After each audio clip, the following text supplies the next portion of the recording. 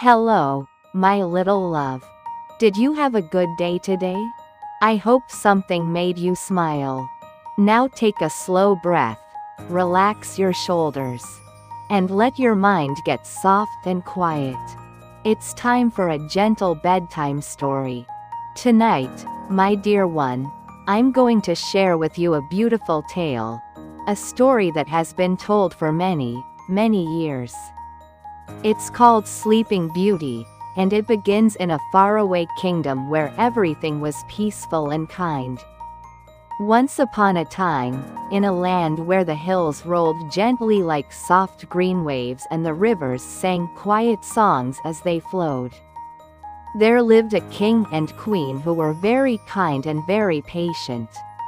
For many years, they had wished for a child, and they waited with hope in their hearts. Then, one beautiful spring morning, when the cherry blossoms were floating through the air like pink snow, their wish came true. A baby girl was born, and she was the most precious thing they had ever seen. The little princess had soft golden hair that caught the sunlight, rosy cheeks that glowed with health, and eyes that sparkled with wonder. The king and queen were so happy that their hearts felt like they might burst with joy. They decided to have a grand celebration to welcome their daughter into the world, and they invited everyone in the kingdom to share in their happiness. The castle was decorated with garlands of flowers, roses and lilies and daisies in every color you can imagine. Soft music played in the great hall, and the smell of freshly baked bread and sweet honey cakes filled the air. People came from every corner of the kingdom, bringing gifts and good wishes for the tiny princess. The king and queen had also invited the fairies who lived in the enchanted forest nearby. These fairies were magical beings who could grant special gifts with their kindness and their wisdom. There were 7 fairies in all, and each one came dressed in flowing robes that shimmered like starlight. They gathered around the princess's cradle, smiling down at her with love and tenderness. One by one, the fairies stepped forward to give the princess their blessings. The first fairy, whose dress sparkled like morning dew, leaned over the cradle and said softly, "I give you the gift of kindness. May your heart always be gentle and caring." The second fairy, who wore robes the color of a summer sky, whispered, "I give you the gift of grace. May you move through the world with beauty and ease." The third fairy, dressed in silvery moonlight, said, "I give you the gift of joy. May laughter and happiness follow you always." The fourth fairy gave her the gift of wisdom, so she would always know the difference between right and wrong. The fifth fairy gave her the gift of courage, gentle and quiet courage that would help her through any difficulty. The sixth fairy gave her a beautiful singing voice, as sweet as a nightingale's song at twilight. But just as the seventh fairy was about to give her blessing, something unexpected happened. The great doors of the hall opened slowly, and a cold breeze swept through the room, making the candles flicker. Everyone turned to see who had arrived. It was an old fairy who had not been invited to the celebration.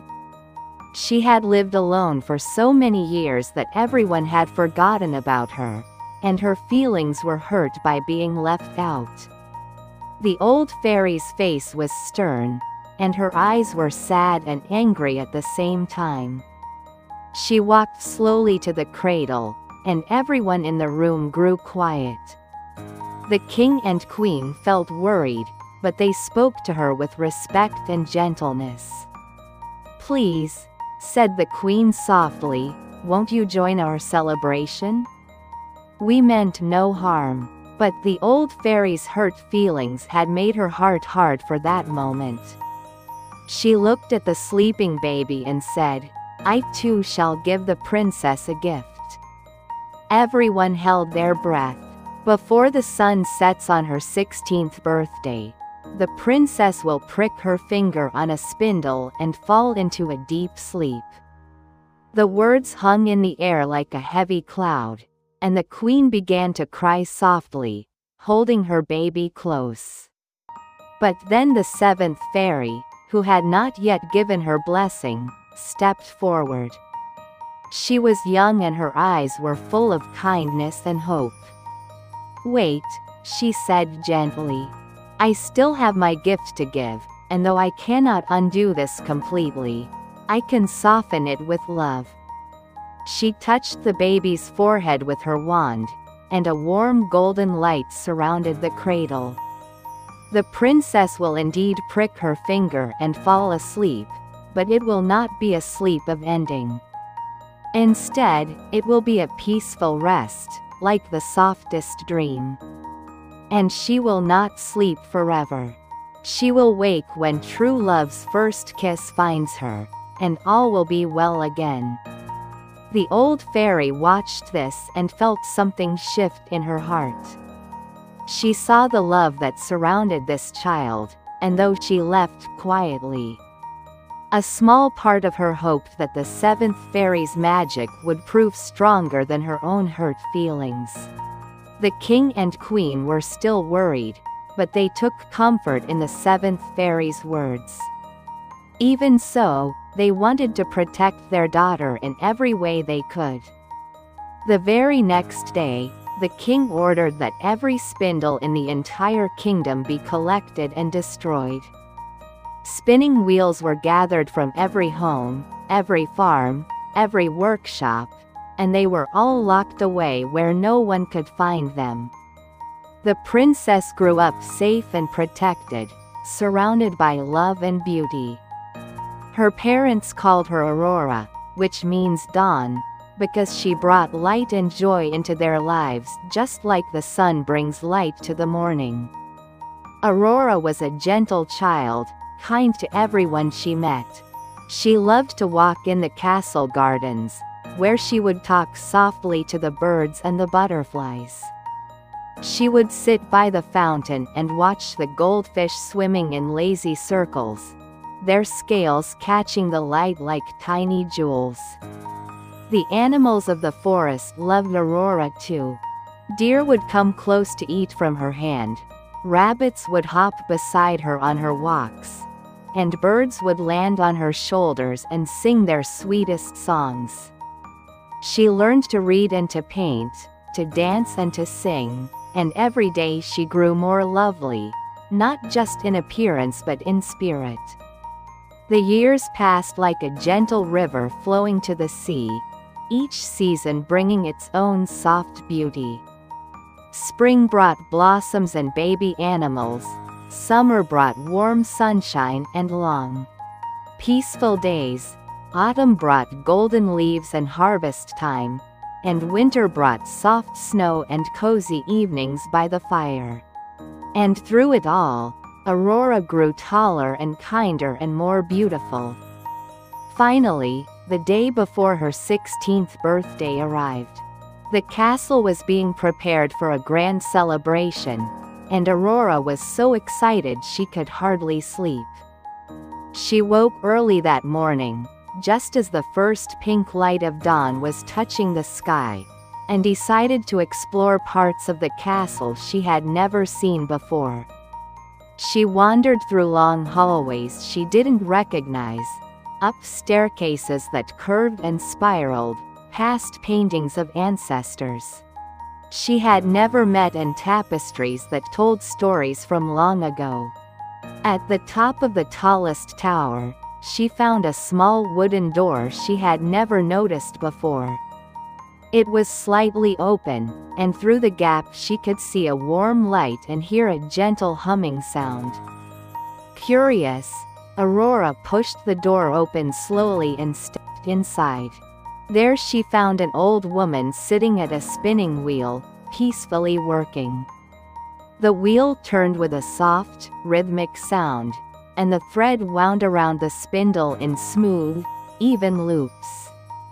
Aurora had never seen a spinning wheel before. "Hello," she said politely. "What are you doing? That looks so interesting." The old woman looked up and smiled. She didn't look unkind, just old and a little lonely. "I'm spinning thread, my dear," she said. "Would you like to try?" Aurora stepped closer, fascinated by the way the wheel turned and the way the thread formed. She reached out her hand to touch the spindle, wanting to understand how it worked. And in that moment, just as the seventh fairy had said, she pricked her finger on the sharp point. She felt a small sting, saw a tiny drop of red blood on her fingertip, and then a wave of sleepiness washed over her like a warm, heavy blanket. Her eyes grew heavy, her knees grew soft, and she sank gently to the floor, falling into the deepest, most peaceful sleep. The old woman disappeared like morning mist, for she had been the old fairy in disguise, compelled by her own magic to be there at that moment. The seventh fairy, who had been watching over Aurora from afar, felt the magic take effect. Quickly, she flew to the castle and used her own magic to expand the sleeping spell. She knew that Aurora would sleep for a very long time. And she didn't want the princess to wake up in a world where everyone she loved had grown old or passed away. So the seventh fairy waved her wand, and a gentle drowsiness spread throughout the entire castle. The king fell asleep at his throne, his head resting peacefully on his hand. The queen fell asleep in her chair, a soft smile on her face. The cook fell asleep in the kitchen with a wooden spoon in his hand. The guards fell asleep at their posts, leaning gently against the walls. The horses fell asleep in the stables, and the dogs curled up in comfortable balls and closed their eyes. Even the flies on the walls stopped moving and rested. The fire in the hearth continued to flicker, but everything else was still and quiet. Then, to protect the sleeping castle, the seventh fairy caused a great forest to grow up around it. Thick trees with strong trunks and spreading branches rose from the ground, growing faster than any normal trees could grow. Vines wove between them, creating walls of green. Thorny bushes filled the spaces between, but they were not meant to hurt anyone, only to keep the castle hidden and safe. Roses bloomed on these bushes, thousands and thousands of roses in every shade of pink and red and white, their sweet perfume filling the air. Years passed, many years, and the castle slept on. The forest grew thicker and the roses bloomed and faded and bloomed again with each passing season. People in nearby lands told stories of the hidden castle and the sleeping princess. But the stories became legends, and the legends became almost like fairy tales themselves. Some people believed them, others thought they were just old stories with no truth to them. In a kingdom not too far away, there lived a young prince. His name was Philip, and he was kind and brave in the gentlest way. He loved to ride through the countryside on his faithful horse, exploring forests and meadows, talking with the people who lived in small villages and learning about their lives. He was the kind of prince who would stop to help someone fix a broken fence or carry water from a well. People loved him because he treated everyone with respect and kindness. One day, Prince Philip was riding through a part of the forest he had never explored before. The trees here were older and grew closer together, and the path was narrow and winding. As he rode deeper into the woods, he noticed something unusual. Roses were growing everywhere, climbing up the trees, spreading across the ground, their perfume so strong and sweet it was almost magical.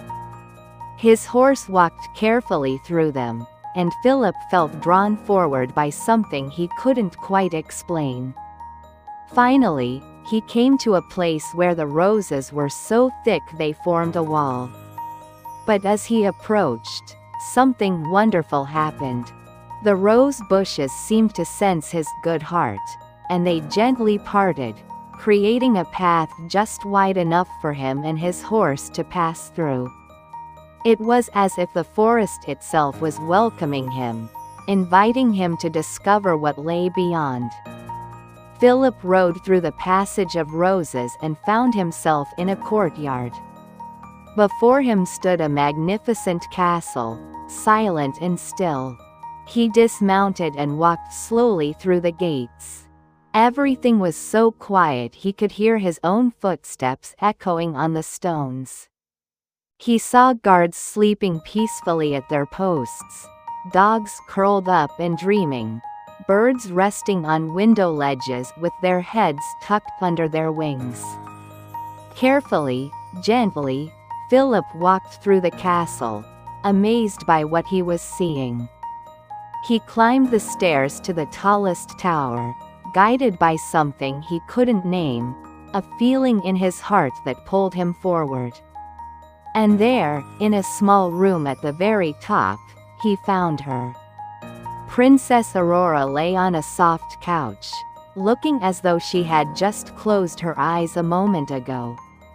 Her golden hair spread around her like rays of sunlight, and her face was peaceful and lovely. Philip stood there for a long moment, just looking at her, and his heart filled with a feeling he had never experienced before. It was love, instant and true and deep, the kind of love that recognizes something precious and real. Without thinking, moving as naturally as breathing, Philip knelt beside Aurora and gently kissed her forehead. It was the softest kiss, given with the purest love. And in that moment, the magic that had held Aurora in sleep for so long finally broke.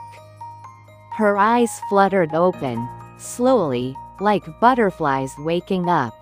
She looked up at Philip and smiled, and it was as if she had known him forever. "Hello," she said softly, her voice a little sleepy but filled with warmth. "I feel like I've been dreaming of you." Philip smiled back, his eyes shining with joy. "And I feel like I've been searching for you my whole life," he replied. All through the castle, the spell was lifting. The king stretched and yawned and looked around in confusion. The queen blinked and wondered why she felt so rested. The guards straightened up and looked at each other in surprise. The cook continued stirring, then paused, realizing the soup he had been making should have been done long ago. The horses shook their manes and the dogs wagged their tails, and life returned to the castle like dawn returning to the world. When everyone understood what had happened, there was such joy and celebration. The king and queen embraced their daughter, tears of happiness streaming down their faces. They welcomed Prince Philip with open arms, seeing immediately that he was good and true, and that their daughter's eyes sparkled with happiness when she looked at him. The castle was filled with music and laughter once again. The forest of roses remained, but now it was a beautiful garden rather than a barrier. And people came from far and wide to see it and to celebrate the awakening of the sleeping princess. Aurora and Philip were married in a ceremony filled with love and joy.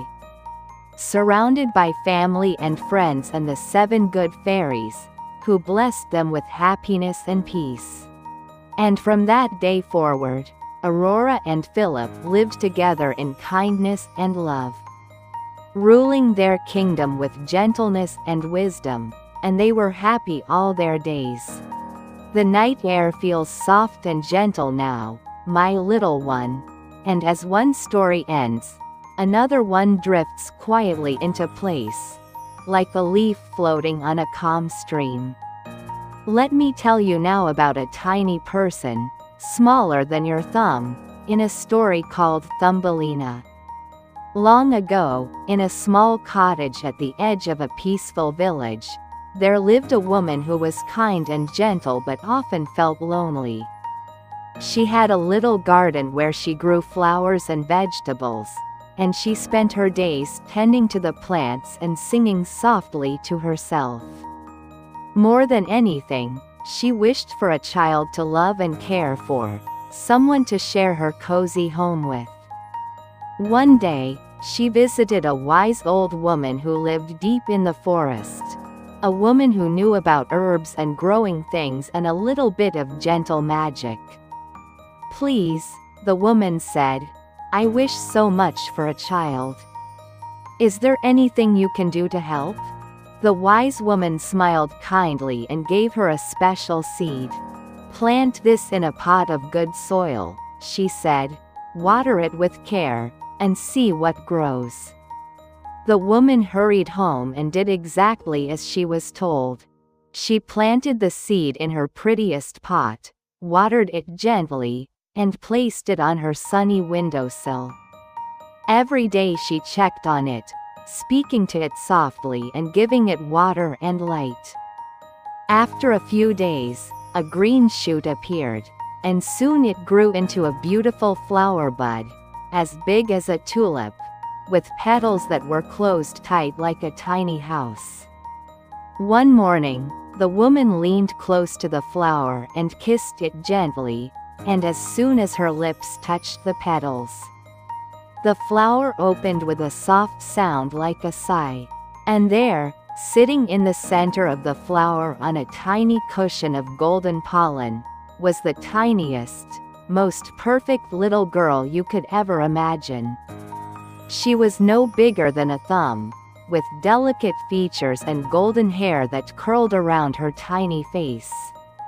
The woman gasped with delight and carefully lifted the little girl out of the flower. "Oh, you're so small and so beautiful," she whispered. "I'll call you Thumbelina." She made a soft bed for Thumbelina in a polished walnut shell, with violet petals for a mattress and a rose petal for a blanket. Thumbelina's pillow was made of soft moss, and she slept there peacefully, safe and warm. During the day, Thumbelina would play on the kitchen table. The woman gave her a bowl of water with a flower petal floating in it for a boat, and Thumbelina would row around and around using 2 white horsehairs as oars. She would sing in the tiniest, sweetest voice, like the sound of a silver bell ringing far away. The woman was so happy to finally have someone to care for and love. But one night, while Thumbelina was sleeping peacefully in her walnut shell bed, something unexpected happened. A toad, old and warty but not really mean, just a bit thoughtless, hopped in through the open window. She saw Thumbelina sleeping there and thought, "What a lovely tiny girl. She would make a perfect wife for my son." Without asking or thinking about what Thumbelina might want, the toad picked up the walnut shell bed, with Thumbelina still sleeping in it, and hopped away to the marsh where she lived. When Thumbelina woke up in the morning, she found herself on a lily pad in the middle of a wide stream, far from home. The water rippled gently around her, and dragonflies zipped past. The old toad and her son were sitting on the muddy bank, and the son toad croaked at her, trying to be friendly but not knowing how. Thumbelina felt frightened and sad. She missed the kind woman and her cozy home. Tears rolled down her tiny cheeks and splashed onto the lily pad. The little fish swimming beneath the lily pad heard her crying. They poked their heads above the water and saw the sad, tiny girl. They felt sorry for her and wanted to help. Together, all the fish nibbled at the stem of the lily pad until it broke free from its roots. The lily pad began to float downstream, carrying Thumbelina away from the toads, drifting gently with the current. Thumbelina floated for a long time, watching the banks of the stream slide slowly past. She saw willow trees dipping their branches in the water, meadows full of wildflowers, and cows grazing peacefully in the distance. A beautiful white butterfly landed on the lily pad beside her, and she felt a little less alone. She tied her sash around the butterfly, and it helped pull her lily pad along, faster and smoother, like a tiny boat with a sail. Eventually, the lily pad drifted to the edge of the stream and caught on some reeds near the bank. Thumbelina climbed off carefully onto the soft grass. She found herself in a wide field, and summer was just beginning. The sun was warm, the grass was green, and flowers bloomed everywhere. She made herself a little hammock from a blade of grass, strung between two stems of wheat, and there she rested. She ate pollen from the flowers and drank drops of morning dew, and though she missed her home, she found small moments of peace. Summer passed in this way, gentle and warm, and then autumn came. The days grew shorter and the air grew cooler. The leaves turned gold and red and began to fall. Thumbelina found it harder to find food, and she felt cold at night. She knew she needed to find shelter before winter arrived. She walked through the stubble of the harvested fields, and each step was long for someone so tiny. Finally, she came to the entrance of a little hole in the ground. It was the home of a field mouse, a plump, kind creature with soft gray fur and bright black eyes. The field mouse saw Thumbelina shivering in the cold and immediately felt concerned. "Oh, you poor little thing," said the field mouse in a gentle, squeaky voice. "Come inside and warm yourself by my fire. You look half frozen." Thumbelina gratefully went inside. The field mouse's home was cozy and well organized, with rooms full of grain and nuts stored for winter. There was a small fire burning, and the warmth felt wonderful. The field mouse gave Thumbelina a thimbleful of warm soup and a tiny piece of bread. "You can stay with me for the winter," the field mouse said kindly. "In return, you can help keep my home tidy and tell me stories. I do so love stories." So Thumbelina stayed with the field mouse, and the winter passed quietly. She swept the floors with a broom made from a single straw, and she told the field mouse stories about the world above ground. The field mouse had a neighbor, a mole who lived in a tunnel nearby. The mole was rich and scholarly, with a large home full of books and treasures, but he lived entirely underground and had never seen the sun. One day, the mole came to visit, and the field mouse introduced him to Thumbelina. The mole was impressed by Thumbelina's sweet singing voice and her gentle manners. He invited them to visit his home, and they walked through the long tunnel that connected their homes. Halfway through the tunnel, they found a swallow lying on the ground, still and cold. The mole tutted disapprovingly. "Silly bird," he said. "Birds are foolish creatures, always singing instead of doing sensible things. This one must have died here during the cold." But Thumbelina felt sad when she saw the swallow. She remembered the beautiful songs birds had sung in the summer. That night, she couldn't stop thinking about the poor swallow. She crept back into the tunnel with a warm blanket she had woven from soft plant fibers. She covered the swallow gently, and as she did, she heard something. A heartbeat. Very faint, very slow, but there. The swallow wasn't dead, just frozen and weak from the cold. Every night for the rest of the winter, Thumbelina would sneak into the tunnel to care for the swallow.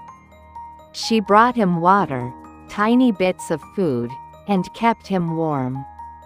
She sang to him softly, telling him about the sunshine and flowers, about warm breezes and blue skies. Slowly, very slowly, the swallow grew stronger. By the time spring came, he was well again. "Thank you," the swallow said to Thumbelina, his voice weak but grateful. "You saved my life. When I am strong enough, I will fly away to warm lands, but I will never forget your kindness." Thumbelina was happy he would live, but sad to see him go. The swallow offered to take her with him, to fly away to beautiful warm places. But Thumbelina felt she couldn't leave the field mouse, who had been so kind to her. So the swallow flew away, and Thumbelina stayed. But now the field mouse and the mole had decided that Thumbelina should marry the mole. "He's very rich," said the field mouse encouragingly. "You'll have everything you need." But Thumbelina felt sad at the thought. The mole was kind in his way, but he lived entirely underground, and Thumbelina loved the sunshine and flowers and the open sky. The wedding was planned for the end of summer. Thumbelina felt sadder and sadder as the days passed. She spent as much time as she could above ground, saying goodbye to the sun and the flowers and the butterflies. On the very day of the wedding, she went outside one last time. She looked up at the sky and whispered, "Goodbye, bright sun. Goodbye, beautiful world." And then she heard a familiar sound. Tweet, tweet. She looked up, and there, circling in the sky, was the swallow she had saved. He landed beside her, healthy and strong, his feathers gleaming. "Thumbelina," he said joyfully, "I've come back for you. Come with me now. Let me take you somewhere beautiful, where you can be happy." This time, Thumbelina said yes. She climbed onto the swallow's back, holding gently to his soft feathers, and he took off into the sky. They flew up and up, over fields and forests, over rivers and mountains. The world spread out below them like a patchwork quilt of greens and blues and golds. They flew for days, and everywhere they went, it grew warmer and brighter. Finally, they came to a land of eternal summer, where flowers bloomed all year round and the sun always shone with gentle warmth. The swallow brought Thumbelina to a beautiful garden filled with flowers larger and more colorful than any she had ever seen. And there, in the heart of a large white flower, she saw something wonderful. Tiny people, just her size, were going about their lives happily. They had delicate, transparent wings like dragonflies, and they moved from flower to flower with grace and joy. The prince of these flower fairies saw Thumbelina and flew over to greet her. He was kind and gentle, with a golden crown made of a single flower stamen. "Welcome," he said softly, smiling at her. "We've never seen anyone quite like you before. Would you like to stay with us?" Thumbelina looked around at the beautiful garden, at the friendly faces of the flower fairies, at the endless summer and the flowers and the happiness. She felt, for the first time in so long, that she was exactly where she belonged. "Yes," she said, her heart full of joy. "I would love to stay." The prince gave her wings like his, delicate and shimmering, and suddenly Thumbelina could fly. She soared through the garden, from flower to flower, free and happy and home at last. The swallow visited sometimes, and Thumbelina would always greet him with gratitude and love. And she lived there happily, surrounded by friends, by beauty, by endless summer days, never to be cold or lonely again. Everything is quiet now, and peaceful, and as Thumbelina rests in her flower garden, a new gentle story begins to unfold in the stillness of the night. Let me tell you a story called Puss in Boots, about a clever and kind cat who helped his friend find happiness. Once, in a small village surrounded by golden wheat fields and gentle hills, there lived a miller who worked hard all his life. He had 3 sons, and though he wasn't wealthy, he loved them all dearly. When the miller grew old and it was time to pass on what little he had, he gave his eldest son the mill, his second son the donkey, and his youngest son, whose name was Thomas, he gave only the family cat. Thomas felt a bit sad at first. His brothers had useful things, but what could he do with the cat? He sat under an old oak tree, petting the cat's soft fur, wondering what would become of him. But this was no ordinary cat. The cat looked up at Thomas with wise green eyes and said, in a calm, gentle voice, "Don't worry, dear Thomas. If you trust me and give me a bag and a pair of boots, I promise I will help you. Things will turn out better than you think." Thomas was surprised that the cat could talk, but there was something about the cat's confident, kind manner that made him feel hopeful. He used the last of his small savings to buy the cat a sturdy cloth bag and a fine pair of leather boots. The cat put on the boots, stood up on his hind legs, slung the bag over his shoulder, and set off into the world with a purposeful stride. The cat, who decided to call himself Puss, walked to a nearby field where he knew rabbits liked to play. He put some fresh lettuce and carrots into his bag, then left it open on the ground and hid behind a bush. He waited patiently, not moving a whisker. Before long, a plump young rabbit hopped over, smelled the delicious vegetables, and hopped right into the bag to eat them. Quick as a blink, Puss pulled the strings and caught the rabbit gently. He didn't hurt it, just kept it safely in the bag. Puss then walked all the way to the royal palace. The palace was magnificent, with tall white towers, colorful flags fluttering in the breeze, and gardens full of roses and fountains. The guards at the gate were surprised to see a cat wearing boots and carrying a bag, but Puss bowed politely and asked to see the king. He was so courteous and well-spoken that they let him in. The king was sitting on his throne, a kind old man with a long white beard and a golden crown. Puss bowed deeply and said, "Your Majesty, my master, the Marquis of Carabas, has sent you this rabbit as a gift. He caught it in his lands and wanted to share it with you, as a sign of respect and friendship." The king was delighted. The rabbit was plump and healthy, and the king loved a good meal. "Please thank your master for me," said the king warmly. "This is a most thoughtful gift." Puss did this many times over the next few weeks. Sometimes he would catch partridges, sometimes pheasants, sometimes fish from the river.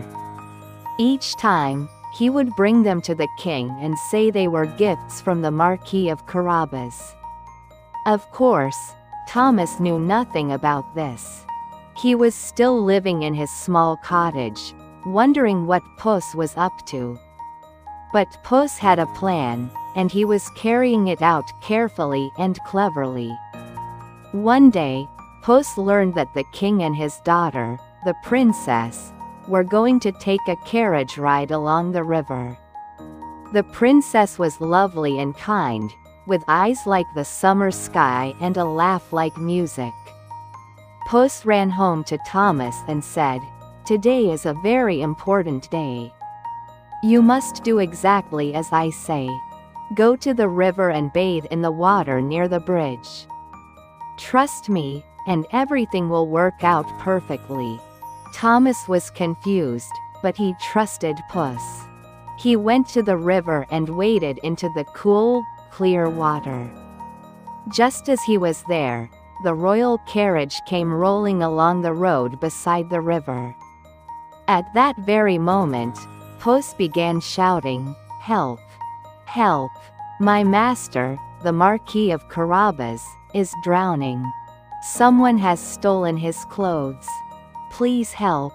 The king heard the shouting and recognized Puss as the cat who had brought him so many gifts. He immediately ordered his guards to help. They pulled Thomas from the water, even though he wasn't really drowning, and wrapped him in warm blankets. Meanwhile, Puss had hidden Thomas's old, shabby clothes. "Thieves took them, Your Majesty," Puss explained sadly. The king wouldn't hear of the Marquis traveling without proper clothes. He sent his servants back to the palace to fetch fine garments. Soon, Thomas was dressed in beautiful clothes, a velvet jacket and silk shirt, polished boots and an elegant hat. He looked like a true nobleman, handsome and distinguished. The princess, watching from the carriage, thought he was the most handsome young man she had ever seen. And Thomas, seeing her kind smile, felt his heart beat faster. "Please, join us in our carriage," the king insisted. So Thomas rode with the king and princess, and they talked and laughed together. Thomas was nervous at first, but the princess was so kind and easy to talk to that he soon relaxed. They discovered they both loved poetry and music, and they smiled at each other in a way that made Puss, watching from the road, very pleased with himself. But Puss wasn't finished yet. He ran ahead of the carriage, his boots carrying him swiftly along the road. He came to a great meadow where farmers were cutting hay. "Good people," Puss said firmly, "in a moment, the king's carriage will pass by. If he asks who owns this land, you must say it belongs to the Marquis of Carabas. If you don't, something unfortunate might happen." The farmers, seeing how serious and confident the cat was, agreed. When the king's carriage passed the meadow, the king called out, "Who owns this beautiful land?" The farmers replied, "It belongs to the Marquis of Carabas, Your Majesty." The king was impressed. The same thing happened at a wheat field, at an orchard, at a vineyard. Everywhere they went, people said the land belonged to the Marquis of Carabas. The king began to think that Thomas was even wealthier and more important than he had realized. Meanwhile, Puss had run far ahead to a magnificent castle. This castle actually belonged to an ogre, a powerful being who could do magic. The ogre was wealthy but not particularly kind, and he lived alone in his grand castle, feared by everyone. Puss knocked boldly on the door, and when the ogre answered, Puss bowed politely. "I have heard such amazing things about your magical powers," Puss said respectfully. "They say you can transform yourself into any animal, even large ones like lions or elephants. Is it true?" The ogre was proud and liked to show off. "Of course it's true," he boomed. "Watch this." And with a shimmer of magic, he transformed himself into a huge lion, with a great mane and powerful roar. Puss pretended to be impressed, though he was a bit frightened. When the ogre changed back, Puss said, "That's incredible. But I've heard you can also change into small animals. That seems even more difficult. Can you really become something as tiny as a mouse?" The ogre laughed. "Easy," he said, and immediately transformed into a small gray mouse that scurried across the floor. In an instant, Puss pounced and caught the mouse, and that was the end of the ogre. It wasn't the most gentle solution, but Puss knew that the ogre had been unkind to many people, and this way, the castle could belong to someone good. Puss quickly ordered the ogre's servants, who were relieved to be free of their mean master, to prepare a wonderful feast. When the king's carriage arrived at the castle gates, Puss was there to greet them, bowing deeply. "Welcome, Your Majesty, to the home of my master, the Marquis of Carabas." The king and princess and Thomas went inside and found a magnificent feast laid out, with tables full of delicious food, music playing, and everything beautiful and welcoming. The king was amazed. "My dear Marquis," he said to Thomas, "you are clearly a man of great means and good character. I would be honored if you would consider joining our family." He glanced meaningfully at his daughter, who was blushing and smiling at Thomas. Thomas looked at the princess, and she looked at him, and without any words, they both knew they had found something special. Thomas and the princess were married in a ceremony full of joy and love. They lived in the castle happily, always kind to the people around them, always generous and fair. And Puss lived with them too, honored and loved, never having to chase mice again unless he wanted to. He would spend his days napping in sunny spots, being petted and pampered, and he was happy knowing he had helped his friend find true love and happiness. The castle glows softly in the moonlight now, and as everyone there rests peacefully, one more gentle story waits to be told, soft as a whisper, calm as a star. Let me share with you the story of Rapunzel, a tale of kindness, patience, and love that grows like flowers in spring.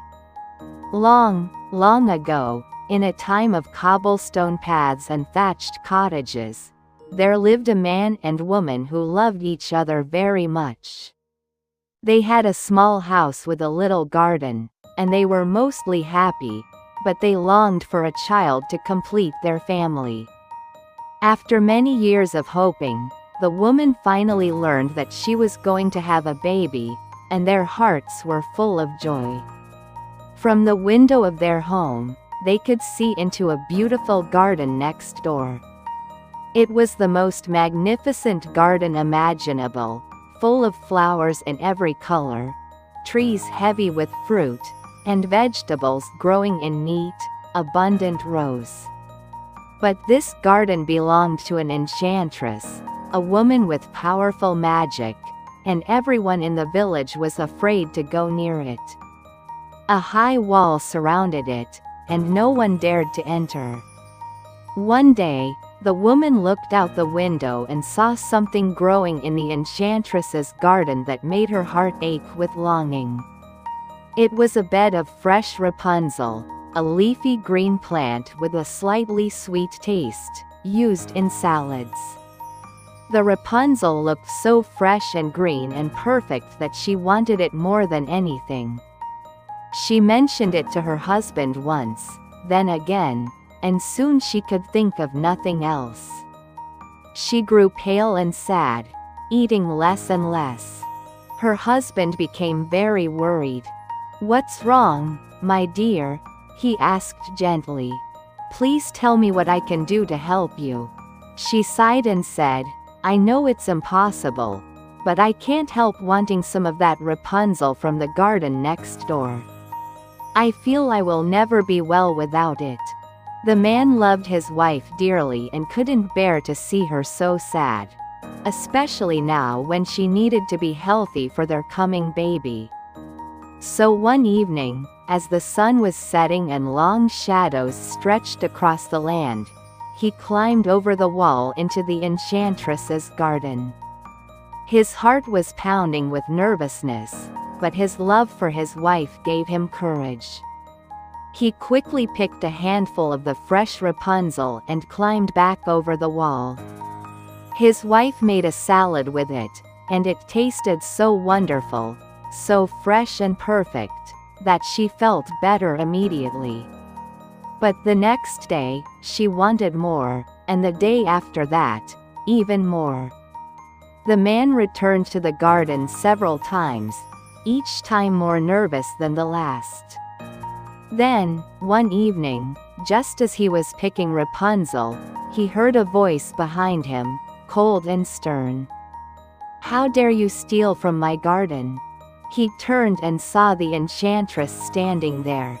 She was tall and imposing, with dark robes and eyes that seemed to see right through him. The man fell to his knees, trembling.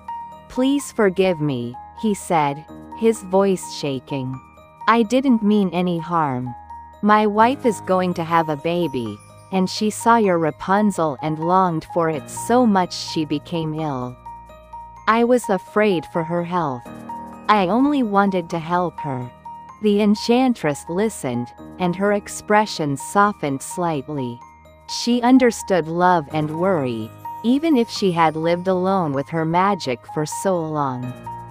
"Very well," she said slowly. "You may take as much Rapunzel as you wish, and I will not punish you. But there is a condition. When your child is born, you must give the baby to me. I will raise the child as my own and care for her well." The man felt his heart break at these words, but he was so frightened and so worried about his wife that he agreed, hoping perhaps that the enchantress would forget or that something would change. But when the baby was born, a beautiful little girl with the brightest eyes and the sweetest smile, the enchantress came to claim her.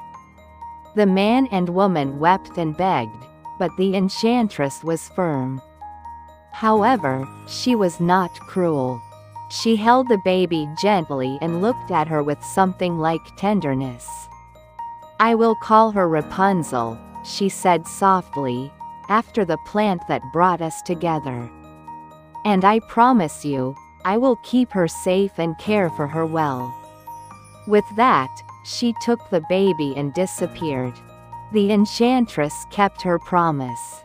She raised Rapunzel with care, giving her everything she needed. Rapunzel grew into a lovely child, kind and gentle, with hair that grew long and golden, like spun sunlight. It grew and grew, longer than anyone had ever seen, falling in thick waves down her back and trailing on the ground behind her.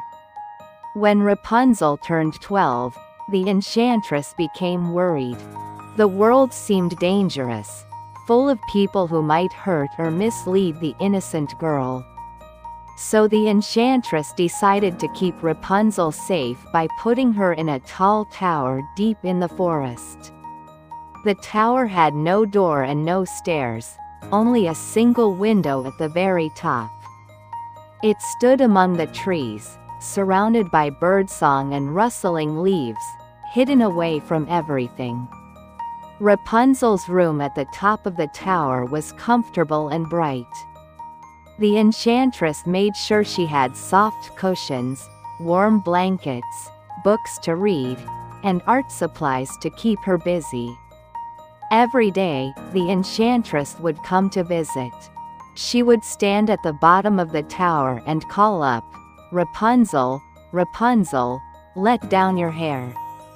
And Rapunzel would unfasten her long, long golden braid and let it fall out the window, all the way to the ground.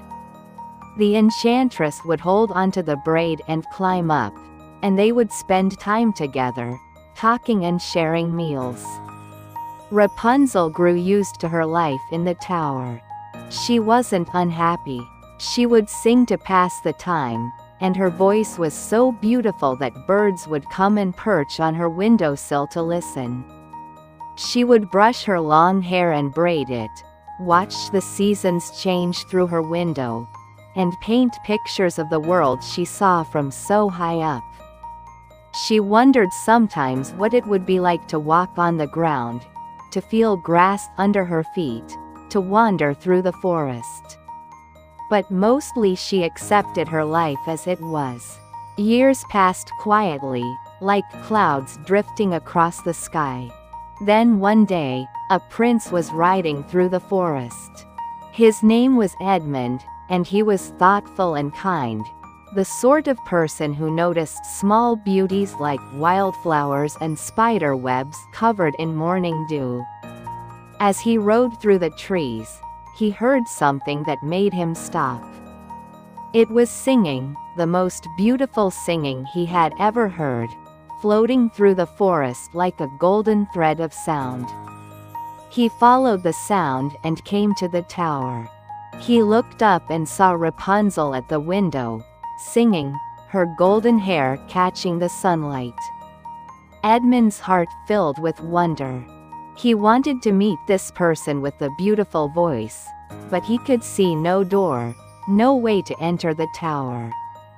He came back day after day, hiding in the trees, listening to Rapunzel sing, trying to understand how anyone reached her. One day, he was there when the enchantress arrived. He hid behind a large oak tree and watched as she called up, "Rapunzel, Rapunzel, let down your hair." And he saw the golden braid fall and the enchantress climb up. When she left, Edmund understood. He waited until he was sure the enchantress was far away, then he approached the tower himself.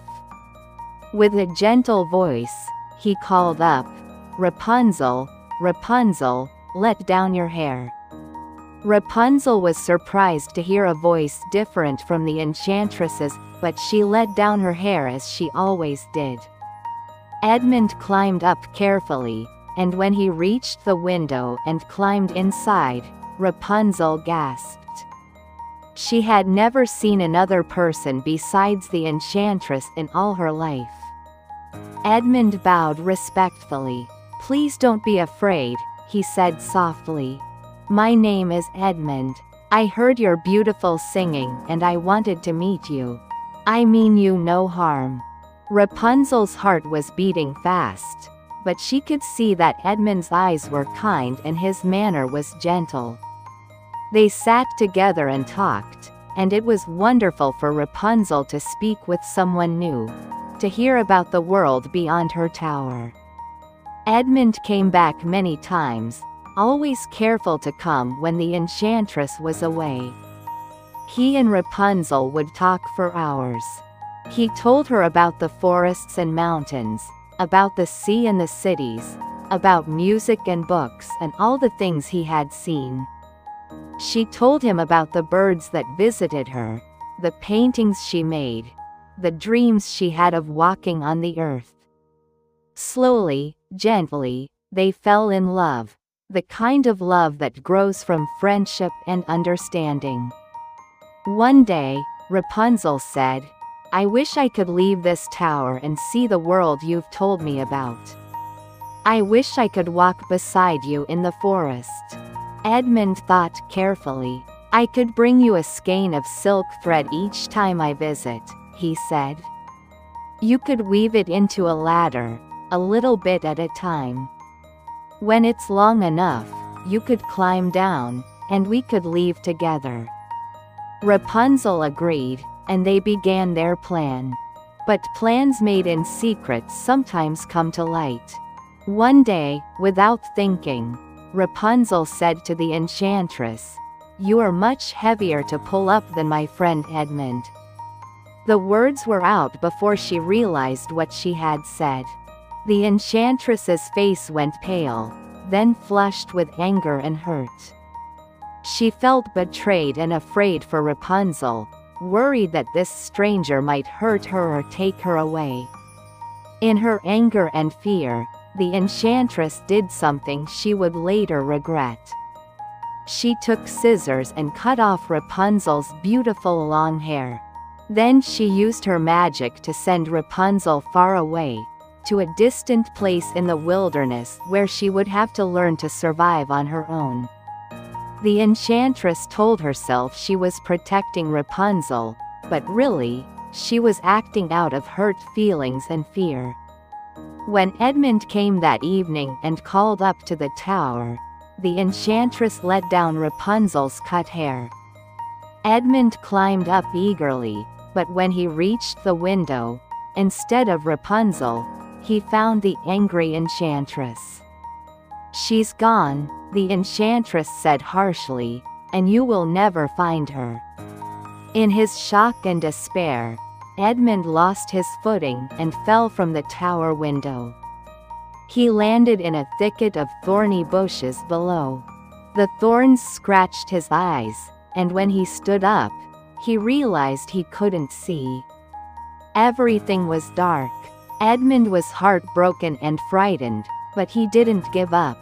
Even though he was blind, even though he didn't know where Rapunzel had been sent. He began to wander, feeling his way carefully, asking everyone he met if they had seen a young woman with short golden hair. Years passed. Edmund wandered far and wide, living on berries and kindness from strangers, never stopping his search. And Rapunzel, alone in the wilderness, learned to take care of herself. She found shelter, she gathered food, she survived. And after a time, she gave birth to twins, a boy and a girl, and she raised them alone, singing to them the same songs she used to sing in her tower. Telling them stories and teaching them to be kind and brave. One day, Edmund's wandering brought him to the very wilderness where Rapunzel lived. He heard singing in the distance, a voice he had never forgotten, and he followed it with his heart pounding. "Rapunzel?" he called out. "Is it you?" Rapunzel heard his voice and couldn't believe it. "Edmund," she cried, and ran to him. When she saw that he was blind, tears filled her eyes and rolled down her cheeks. Two of her tears fell onto Edmund's eyes, and because they were tears of true love and deep sorrow, they had a magic of their own. Immediately, Edmund's sight returned. The world came back to him in color and light, and the first thing he saw was Rapunzel's face, older now but still beautiful, filled with joy and love. They held each other and cried and laughed at the same time. Their children came shyly forward, and Edmund knelt down and embraced them, his heart full to bursting. "I found you," he whispered. "After all this time, I found you. And I waited," Rapunzel said softly. "I always believed we would find each other again." Edmund brought Rapunzel and their children back to his kingdom. They were married in a quiet ceremony surrounded by people who loved them, and they lived together in happiness and peace. The enchantress, when she heard what had happened, felt regret for the pain she had caused. She realized that trying to keep Rapunzel locked away had not kept her safe, it had only kept her isolated. In time, she reached out to Rapunzel with an apology, and Rapunzel, who had a forgiving heart, welcomed her back into her life. The enchantress became a grandmother to the twins, gentler now and wiser. And they all lived together, learning that love means letting people be free, trusting them to make their own choices, and being there to support them no matter what. You did well today, my little love. Now let your eyes grow heavy. And let the night wrap around you like a soft blanket. Sleep well, sweet dreams, and rest deeply.